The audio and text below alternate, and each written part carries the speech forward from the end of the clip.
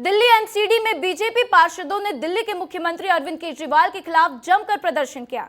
उन्होंने प्रदर्शन के दौरान दलित मेयर को अपॉइंट करने और राज्यसभा सांसद स्वाति मालीवाल के साथ सीएम हाउस में हुई बदसलूकी का मुद्दा उठाया है। तो सिविक सेंटर में पार्षदों ने नारेबाजी करते हुए बड़ी बड़ी तख्तियां लहराई और टेबल पर चढ़ गए। और ये तस्वीरें आप देख सकते हैं, सिविक सेंटर की ये तस्वीरें हैं जहां पर आज अरविंद केजरीवाल के खिलाफ आम आदमी पार्टी के तमाम नेता, बीजेपी के तमाम नेताओं ने उनके खिलाफ प्रदर्शन किया। तो सदन की कार्रवाई शुरू होते ही बीजेपी पार्षदों ने हंगामा शुरू कर दिया और एमसीडी की मेयर शैली ओबेरॉय का कहना है कि बीजेपी सदन की कार्रवाई में बाधा डाल रही है, जबकि मेयर के चुनाव को बीजेपी और एलजी ने ही रोका रखा है। तो वहीं एमसीडी में नेता प्रतिपक्ष राजा इकबाल सिंह ने कहा है कि महिलाओं के प्रति आपका दोहरा रवैया है, क्योंकि स्वाति मालीवाल के खिलाफ जो घटना घटी उसे लेकर बीजेपी निंदा प्रस्ताव भी लाना चाहती थी, लेकिन महापौर ने हाउस शुरू करने से पहले ही कार्रवाई स्थगित कर दी।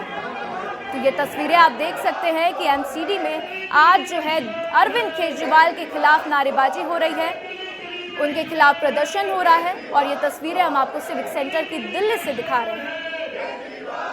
जो राज्यसभा की जो मेंबर है और महिला आयोग की जो एक्स चेयरपर्सन है वो खुद ही सुरक्षित नहीं है। तो ये दोहरा चरित्र, जो महिला विरोधी चरित्र, जो दलित विरोधी चरित्र केजरीवाल जी का आज हाउस में उजागर होना था। वो महापौर महोदय को मालूम था कि सभी निगम पार्षद इसकी निंदा करेंगे, इसलिए हाउस शुरू करने से पहले ही महापौर महोदया हाउस को एडजर्न करके एकदम वहां से भाग गए। देखिए, हर बार की तरह भारतीय जनता पार्टी के सभी पार्षदों ने आज भी सदन की कार्रवाई शुरू होते ही हंगामा किया। भारतीय जनता पार्टी के जितने भी पार्षद हैं उनकी मंशा यही है कि कोई भी एमसीडी का मुद्दा उस पर चर्चा ना हो, और इस बार भी हम चाहते थे कि चर्चा हो। एमसीडी के बहुत सारे इश्यूज हैं, दिल्ली की जनता के काम हैं। पिछले 1-1.5 साल से आप देखते आ रहे हैं कि बीजेपी ने ना तो स्टैंडिंग कमेटी बनने दी, ना कोई स्पेशल कमेटी बनने दी, ना वार्ड कमेटी बनने दी, और हर प्रकार का खलल है जो भारतीय जनता पार्टी के पार्षदों ने डाला है। तो अब अरविंद केजरीवाल तो बाहर आ गए जेल से, लेकिन अब उनके खिलाफ एक के बाद एक प्रदर्शन हो रहे हैं। स्वाति मालीवाल वाला मुद्दा काफी गर्मा गया है, क्योंकि ऐसी खबरें सामने आई कि स्वाति मालीवाल ने आम आदमी पार्टी के नेता, दिल्ली के मुख्यमंत्री अरविंद केजरीवाल को पत्र लिखा, लेकिन उन्होंने अभी तक इसके ऊपर कोई भी प्रतिक्रिया नहीं दी है। तो प्रधानमंत्री मोदी ने आज वाराणसी लोकसभा सीट से तीसरी बार नामांकन दाखिल किया। पीएम के नामांकन में शामिल होने के लिए काशी में दिग्गजों का जमावड़ा लगा। तो अलग अलग प्रदेशों के मुख्यमंत्री, केंद्रीय मंत्री और सांसद, विधायक सभी वाराणसी पहुंचे। तो नामांकन दाखिल करते समय प्रधानमंत्री मोदी के साथ मुख्यमंत्री योगी आदित्यनाथ और प्रस्तावक भी मौजूद थे।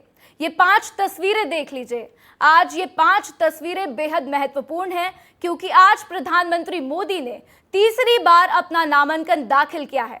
पहली तस्वीर की बात करें तो आज प्रधानमंत्री मोदी के दिन की शुरुआत हुई मां गंगा की पूजा अर्चना से, और अगर दूसरी तस्वीर देखें तो इसके बाद प्रधानमंत्री मोदी ने आज मां गंगा की आरती की है। प्रधानमंत्री मोदी खुद कह रहे हैं और खुद कहते हैं कि मां गंगा ने उन्हें बुलाया है, और अब कुछ दिन पहले ही उन्होंने इंटरव्यू में कहा कि मां गंगा ने उन्हें गोद ले लिया है, और ये तस्वीरें उसका प्रमाण हैं।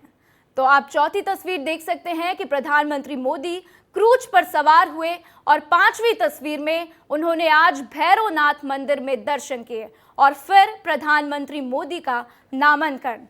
तो ये आज की 5 तस्वीरें बेहद महत्वपूर्ण, बेहद अहम और सब कुछ बयां करती हैं कि काशी आज क्यों प्रधानमंत्री मोदी के लिए इतनी अहम है। तो वहीं पीएम नरेंद्र मोदी ने कलेक्ट्रेट परिसर पहुंचकर अपना नामांकन भी दाखिल किया है, जिसकी तस्वीरें आपकी टीवी स्क्रीन पर आप देख सकते हैं। हम लोगों का सौभाग्य का दिन था कि हमारे नरेंद्र मोदी भारत के प्रधानमंत्री जी का नामांकन के अवसर पर यहाँ पर आए थे। हम लोग सब भगवान से प्रार्थना किया है और उनके लिए सुंदर भविष्य की कामना किया है कि उनका जो कॉल है ये अब की बार 400 पार करेंगे और भारत का तीसरी बार प्रधानमंत्री बने, यही प्रार्थना करने के लिए आए हैं, शुभकामना देने के लिए आए हैं। आज का दिन बहुत ही शुभ दिन है और पूरे देश के लिए खास करके बनारस की धरती के लिए माननीय प्रधानमंत्री जी का आज नामांकन हुआ है। बहुत अधिक मतों से जीतेंगे और सबसे बड़ी बात यह है कि देश में तीसरी बार देश के प्रधानमंत्री के रूप में शपथ ग्रहण लेंगे और यही एकजुटता ही हम लोगों के लक्ष्य तक हम लोग को लेकर जाएगी। और उम्मीद ही नहीं, पूरा विश्वास है कि जो 400 पार का प्रधानमंत्री जी के द्वारा दिया गया हम लोग का लक्ष्य सरलता से पार करेंगे। हर राज्य में जिस तरीके से एनडीए गठबंधन एक साथ हम लोग प्रचार कर रहे हैं, वहीं दूसरी तरफ विपक्ष है जो बटा हुआ दिखाई दे रहा है। वायनाड में आप देख लीजिए जिस तरीके से राहुल जी के खिलाफ ही उनके घटक दल के नेता उतरे हुए हैं। आम आदमी पार्टी दिल्ली में साथ दे रही है, पंजाब में विपक्ष में है, तो ये बटा हुआ विपक्ष वहीं एनडीए की एकता। तो आपने जीतन राम मांझी को सुना, चिराग पासवान को सुना और तस्वीरें देखी कि एनडीए घटक दल के कैसे तमाम बड़े नेता प्रधानमंत्री मोदी का समर्थन करने पहुंचे, उनके नामांकन में पहुंचे। और आज अब प्रधानमंत्री मोदी के नामांकन के बाद प्रधानमंत्री मोदी झारखंड के लिए कुछ ही देर में रवाना हो जाएंगे। तो चलिए अब आगे बढ़ते हैं, बात कर लेते हैं भोपाल की। भोपाल में देश भर में बीजेपी के चुनाव कैंपेन संभालेंगे एमपी के नेता और सीएम डॉक्टर मोहन यादव आज यूपी और दिल्ली में चुनावी हुंकार भरेंगे। तो यूपी सीएम शिवराज सिंह चौहान और पूर्व सीएम शिवराज सिंह चौहान दिल्ली में और वीडी शर्मा यूपी में आज प्रचार प्रसार करने वाले हैं। साथ ही यूपी के हमीरपुर में जनसभा और दिल्ली के सीएम का रोड शो होगा। तो ये हम आपको तस्वीरें दिखा रहे हैं, लेकिन आज आपको बता दें कि ये पहले की तस्वीरें हैं जब डॉक्टर मोहन यादव यूपी दौरे पर पहुंचे थे, शिवराज सिंह चौहान यूपी दौरे पर पहुंचे थे और आज एक बार फिर डॉक्टर मोहन यादव का यूपी में दौरा है और खुद पूर्व मुख्यमंत्री शिवराज सिंह चौहान भी आज यूपी का दौरा करेंगे। तो आदर्श हमारे साथ जुड़ चुके हैं। आदर्श, एक के बाद एक डॉक्टर मोहन यादव यूपी का दौरा कर रहे हैं, यादव बहुल्य इलाके में दौरे हो रहे हैं, तो इससे क्या समझा जाए कि बीजेपी एक भी मौका नहीं छोड़ना चाहती है? आदर्श, देखिए, हम ये बिल्कुल इसको इस तरीके से समझ सकते हैं और कह सकते हैं कि बीजेपी ने मोहन यादव को खासतौर पर उन बेल्ट में ज्यादा भेजा है, चाहे हम यूपी के यादव बाहुल्य इलाकों की बात करें या बिहार के यादव बाहुल्य इलाकों की बात करें, उन बेल्ट को ज्यादा भेजा है जहां पर यादव जाति का वोट जो है कहीं न कहीं समाजवादी पार्टी की तरफ जाता है। तो ऐसे में वो वोट भी अपनी तरफ आ सके और एक चेहरा भी बताया गया कि कैसे मोहन यादव मध्य प्रदेश के हमारे मुख्यमंत्री हैं, तो बाकी अगर समाज के लोग बीजेपी से जुड़ते हैं तो उन्हें भी भविष्य में बड़े पद पर जाने का मौका मिल सकता है। ये संदेश देने की भी कोशिश, तो इसीलिए मोहन यादव को यूपी या फिर बिहार के दौरे पर बार बार भेजा जा रहा है। बिल्कुल आदर्श, और कहा जाता है कि यूपी से जाता है दिल्ली का रास्ता, तो क्या ये समझा जाए कि यूपी भेजने के बाद उनको दिल्ली इसीलिए भेजा जा रहा है? बिल्कुल कह सकते हैं, क्योंकि देखिए यूपी की ये वो सीटें हैं जहां पर यादव समाज का जो प्रतिनिधित्व है बेहद ज्यादा है और ऐसे में मोहन यादव जिन इलाकों में जा रहे हैं, कम से कम ये जरूर समझा जा सकता है कि आखिर मोहन यादव के जो नाम का फायदा है वो बीजेपी चाहती है और उसी फायदे के तहत भेजा जा रहा है। दिल्ली के साथ साथ मध्य प्रदेश के भी उन हिस्सों की बात करें या फिर यूपी और बिहार के उन हिस्सों की बात करें जहां पर यादव समाज का ज्यादा बहुतायत में वोट है, उन जगहों पर मोहन यादव को लगातार भेजा जा रहा है और आने वाले दिनों में भी ये ऐसे कार्यक्रम और भी ज्यादा देखने को मिलेंगे। ठीक है आदर्श, हमारे साथ जानकारी साझा करने के लिए आपका शुक्रिया। तो एक के बाद एक डॉक्टर मोहन यादव यूपी का दौरा कर रहे हैं और बीजेपी बिल्कुल भी मौका नहीं छोड़ना चाहती और इसीलिए उनको यूपी और दिल्ली दोनों जगह भेजा जा रहा है। तो चलिए अब आगे बढ़ते हैं, मध्य प्रदेश की बात कर लेते हैं। मध्य प्रदेश के नर्सिंग छात्रों के लिए राहत भरी खबर सामने आई है। पूरे 3 साल बाद नर्सिंग की परीक्षाएं अब आयोजित होंगी, जिसमें प्रदेश भर के 30,000 से ज्यादा परीक्षार्थी शामिल होंगे। तो ये परीक्षा 15 मई से प्रदेश भर में शुरू होगी, जिसके लिए 181 परीक्षा केंद्र भी बनाए गए हैं। तो बता दें कि नर्सिंग कॉलेज फर्जीवाड़े के चलते 3 सालों से परीक्षाएं नहीं हो पाई थीं।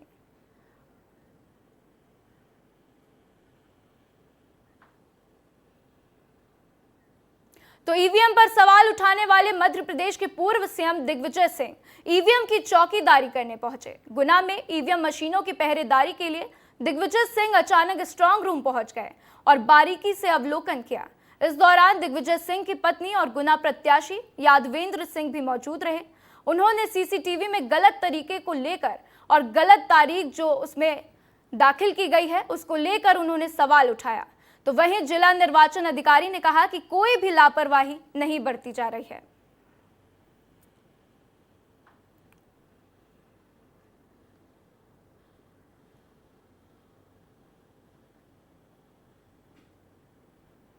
तो वहीं जबलपुर के कबाड़ खाने में हुए ब्लास्ट में रोजाना नए नए खुलासे हो रहे हैं। जांच पड़ताल में जुटी टीम को कबाड़ खाने से हजारों की संख्या में बमों के खोल बरामद हुए। मामले की जांच में जुटी सेंट्रल ऑर्डिनेट फैक्ट्री यानी कि सीओडी की टीम ने कबाड़ खाने पहुंचकर जांच पड़ताल शुरू की तो पता चला कि बमों के फूलों का जखीरा बरामद हुआ है। आपको बता दें कि टीम ने कबाड़ खाने में 125 mm बम के 4 खोखे और 30 mm बम के 1000 से ज्यादा खोखे जब्त किए हैं। सीओडी की टीम अब इन जब्त किए गए बमों के खोखों को बरेला के फायरिंग रेंज में नष्ट करेगी।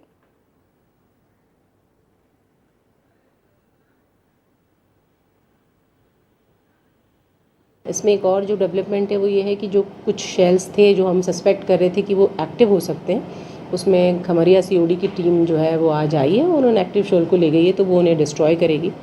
और जो आरोपी शमीम है इसकी गिरफ्तारी के प्रयास जो है पुलिस के द्वारा किए जा रहे हैं और हम बहुत जल्दी उसको राउंड अप कर लेंगे। तो आपने सुना, एएसपी ने कहा कि बहुत जल्दी पता लगा लिया जाएगा कि ये बम धमाके क्यों हो रहे हैं और ये बम आखिर कहां से आए। तो चलिए अब आगे बढ़ते हैं और धोखाधड़ी के मामले में साध्वी मंदाकिनी को पुलिस ने गिरफ्तार कर लिया है। आपको बता दें कि साध्वी के खिलाफ उज्जैन शहर के अलग अलग थाने में धोखाधड़ी के 2 प्रकरण दर्ज हैं। साध्वी द्वारा महामंडलेश्वर का पद दिलाने के एवज में रुपयों की धोखाधड़ी का आरोप लगा है, जिसकी जांच करते हुए चीमनगंज थाना पुलिस ने आज साध्वी मंदाकिनी की गिरफ्तारी कर ली। महामंडलेश्वर हैं, उनके खिलाफ चीमनगंज थाने में प्रकरण पंजीबद्ध था।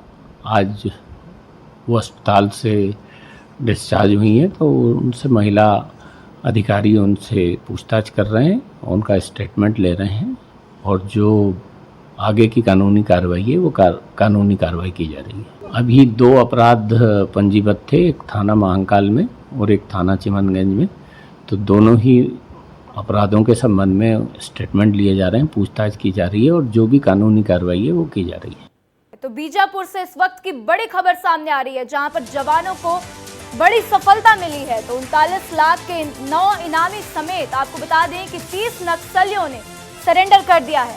तो बीजापुर एसपी और सीआरपीएफ के अधिकारियों के सामने ये सरेंडर किया गया। 2 स्थायी वारंटी नक्सलियों ने भी आत्मसमर्पण किया है। तो जनवरी से अब तक 180 नक्सलियों को गिरफ्तार कर लिया गया है और ये बहुत बड़ी खबर है, क्योंकि आपको बता दें कि कल भी 2 नक्सलियों ने सरेंडर किया था और इसी तरीके से 8 मई को दंतेवाड़ा में 2 महिला समेत 3 नक्सलियों ने आत्मसमर्पण किया था। तो सरकार के इस अभियान से प्रभावित होकर ये सभी नक्सली आत्मसमर्पण कर रहे हैं। तो आपको बता दें कि एक बड़ी खबर कुछ दिन पहले आई थी कि 29 नक्सलियों ने आत्मसमर्पण किया है और अब आज एक बार फिर 30 नक्सलियों ने खुद आत्मसमर्पण कर दिया। तो आइए इस खबर पर ज्यादा जानकारी के लिए युकेश मेरे साथ जुड़ चुके हैं। युकेश, बहुत बड़ी कामयाबी है प्रशासन के लिए, 30 नक्सलियों ने आज आत्मसमर्पण किया है। युकेश, ठीक कह रहे हैं राधा, ये बहुत बड़ी सफलताएं लगातार शासन के खाते में जुड़ती जा रही हैं, पुलिस के खाते में जुड़ती जा रही हैं, सुरक्षा बलों के जवानों के खाते में जुड़ती जा रही हैं। लगातार बीते 4 महीनों का रिकॉर्ड पेश करते हुए बीजापुर पुलिस ने आज 30 माओवादियों को प्रेस के सामने प्रस्तुत किया था, जिसमें 9 जो ऐसे हार्डकोर माओवादी थे जिन पर 39 लाख रुपयों का इनाम घोषित रहा। 2 ऐसे माओवादी थे जिन पर स्थायी वारंट लंबित रहे हैं लंबे समय से। तो कहीं ना कहीं पर इन चीजों को जब आप देखते हैं और बीजापुर पुलिस जिस तरह से प्रेस नोट में इस बात का जिक्र करती है कि लगातार जो है 180 से अधिक माओवादियों को अब तक के गिरफ्तार कर लिया गया, 70 से अधिक माओवादियों ने सरेंडर कर दिया है। तो ये तमाम चीजें आप जब देखते हैं तो लंबे समय से जो माओवाद का एक आतंक रहा है वो कहीं ना कहीं अब टूट रहा है। यहाँ पर माओवाद को लगातार नुकसान पहुंच रहा है और हाल ही में जो खबरें निकल कर आ रही हैं, जो पुलिस के सोर्सेस हमें जानकारी दे रहे हैं कि माओवादियों के पास तो अब गोलियां भी खत्म होने लगी हैं, असला उनका खत्म होने लगा है। जी राधा। बिल्कुल युकेश, और खुद अमित शाह ने कहा था कि जल्द से जल्द नक्सलवाद को खत्म कर देंगे। कुछ दिन पहले ही 29 नक्सलियों ने सरेंडर किया और आज फिर 30 नक्सलियों का सरेंडर प्रशासन के लिए बहुत बड़ी कामयाबी है। युकेश, हमारे साथ जानकारी साझा करने के लिए आपका शुक्रिया। तो चलिए अब बात जशपुर की। जशपुर के पत्थल गांव में पुलिस ने नशे के खिलाफ कार्रवाई करते हुए एक आरोपी को गिरफ्तार किया है। आरोपी के पास से प्रतिबंधित नशीले सिरप बरामद की गई। तो वहीं दरअसल पुलिस को मुखबिर से सूचना मिली थी कि एक युवक पर प्रतिबंधित नशीली सिरप झोले में भरकर बेचने के लिए जा रहा है, जिस पर पत्थलगांव पुलिस ने घेराबंदी करते हुए आरोपी हर्षित अग्रवाल को धर दबोचा है और उसके कब्जे से 60 नग अवैध नशीले सिरप बरामद की। ये तस्वीर आप जशपुर की देख सकते हैं। पुलिस को ये बड़ी कार्रवाई करनी पड़ी और ये बड़ी कामयाबी पुलिस को हाथ लगी। तो पेंड्रा में सड़क दुर्घटना के बाद बेहद ही संगीन मामला सामने आया, जहां दुर्घटना में शामिल मोटरसाइकिल चालक को पीट कर मार दिया गया था। इस मामले पर संज्ञान लेते हुए पीएम रिपोर्ट के आधार पर 2 महिला सहित कुल 5 लोगों के खिलाफ गैर इरादतन हत्या का मामला दर्ज किया गया है। तो आपको बता दें कि 8 मई को मोटरसाइकिल चालक ने तेज रफ्तार ने एक महिला और एक बच्चे को ठोकर मार दी थी, जिसके बाद से घायल अवस्था में महिला और बच्चे दोनों को अस्पताल में भर्ती करवाया गया और जिसके बाद से उपचार के दौरान महिला की मौत हो गई थी। तो घटना के बाद से परिजनों ने पुलिस थाने का घेराव करते हुए रामा की मौत के जिम्मेदार लोगों के खिलाफ कार्रवाई की मांग की थी और पुलिस ने अब पीएम रिपोर्ट के आधार पर मारपीट के जिम्मेदार लोगों में शामिल साहू परिवार की 2 महिलाएं अंजलि साहू और मनीषा साहू सहित अजय साहू, जगदीश साहू और दुर्गा साहू के खिलाफ आईपीसी की धारा 304 के तहत सभी 5 आरोपियों को गिरफ्तार कर रिमांड के लिए जेल भेज दिया है। ये 8 तारीख की घटना है जिसमें अमरनाथ के रहने वाले रामा पनिका उनका एक एक्सीडेंट हुआ था और इस एक्सीडेंट के बाद में वहाँ पर रहने वाले साहू परिवार के लोग उनके साथ मारपीट किए थे और उस पर मारपीट के बाद में उसकी मृत्यु हो गई थी अस्पताल में। इस पर हम लोगों ने उनका शव पंचनामा करके पीएम करवाया था। डॉक्टर साहब का पीएम रिपोर्ट आया जिसमें उनकी तस्वीरों के ऊपर और अन्य चोटों का उल्लेख किया गया था। फिर हम लोगों ने 304 का अपराध पंजीबद्ध किया और उसके बाद उसमें 3 पुरुष सहित 2 महिला आरोपियों को गिरफ्तार किया और कल हम लोगों ने उनको गिरफ्तार करके रिमांड पर जेल भेज दिया। तो छत्तीसगढ़ के नारायणपुर में कांग्रेस नेता की गोली मारकर हत्या कर दी गई है। घटना सोमवार शाम की है, जब कांग्रेस नेता विक्रम बैस के अज्ञात लोगों ने गोली मारकर हत्या कर दी। बताया जा रहा है कि अज्ञात हमलावरों ने बीच मोहल्ले में घुसकर विक्रम बैस को गोली मार दी और गोली मारने के बाद से आरोपी फरार हो गए। तो मोहल्ले में गोली चलने की आवाज सुनने के बाद से क्षेत्र के लोग घरों से बाहर निकल गए और पुलिस को इसकी सूचना दी। तो बीच मोहल्ले में कांग्रेस नेता की गोली मारकर हत्या की खबर फैलने के बाद से इलाके में हड़कंप मच गया। तो उधर घटना की जानकारी मिलते ही पुलिस अधिकारी भी मौके पर पहुंच गए और बताया जा रहा है कि विक्रम बैस को 3 गोली लगी है और इस हत्याकांड के पीछे किसका हाथ है, इसका अभी खुलासा नहीं हो पाया है। तो छत्तीसगढ़ में एक बार फिर कांग्रेस नेता की हत्या का मामला सामने आया। कांग्रेस पार्टी अपने नेता की हत्या से दुखी है। हम इसकी कड़ी निंदा करते हैं और इस घटना के जो भी दोषी हैं उनके खिलाफ तत्काल कार्रवाई की मांग करते हैं। देखिए, जब भारतीय जनता पार्टी के नेताओं की हत्या होती है तब उसको टारगेट किलिंग करते हैं। हमारे नेताओं की लगातार हत्या हो रही, इस मामले में न गृह मंत्री का कोई बयान आ रहा, न मुख्यमंत्री का बयान आ रहा, न किसी प्रकार की कोई जांच की जा रही है। बीजेपी बिल्कुल चुप्पी साधे नहीं है। घटना की कड़ाई से जांच होगी, गंभीरता से जांच होगी और जो भी दोषी पाया जाएगा उस पर कड़ी कार्रवाई होगी।